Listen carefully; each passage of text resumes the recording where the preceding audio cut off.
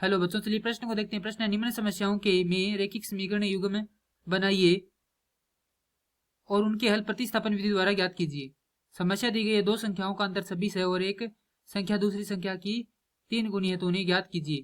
प्रश्न को हल करें उससे पहले जो इसकी मुख्य अवधारणा है उस पर विचार करेंगे। तो इस प्रश्न की जो मुख्य अवधारणा है वह हो जाएगी दो चरों के रैखिक समीकरण।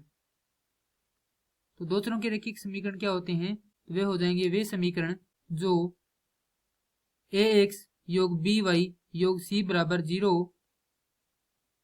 के रूप के हों, दो चरों के रैखिक समीकरण कहलाते हैं। अब समस्या दी गई है, दो संख्याओं का अंतर 26 है। माना प्रथम संख्या क्या मान लेते हैं? x मान लेते हैं।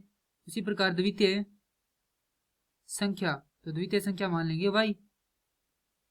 तो जो इनका अंतर है यहाँ पर लिखेंगे प्रश्नानुसार x घटा y है वह है 26 और एक संख्या दूसरी की 3 गुनी है। तो यहाँ पर मान लेते हैं x है वह क्या है? 3 गुना है किसे? y से।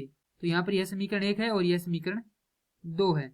अब हमें क्या करना है? इसे हल करना है प्रतिस्थापन विधि द्वारा। प्रतिस्थापन का अर्थ होता है यहाँ पर दो शब्दों से मिलकर बनाया प्रतिस्थापन शब्द, एक तो प्रति दूसरा स्थापन। स्थापन का अर्थ होता है रखना या स्थापना करना। प्रति का अर्थ होता है विपरीत या दूसरा, अर्थात किसी एक समीकरण में से एक चर का मान दूसरी समीकरण में रखना प्रतिस्थापन कहलाता है। अब हम x का जो मान है वह क्या करेंगे? समीकरण 1 में रख देंगे। तो यहाँ से हमें प्राप्त होगा 3y घटा y बराबर 26, अर्थात 2y बराबर 26। y का मान हमारे पास यहाँ से आ जाएगा 13।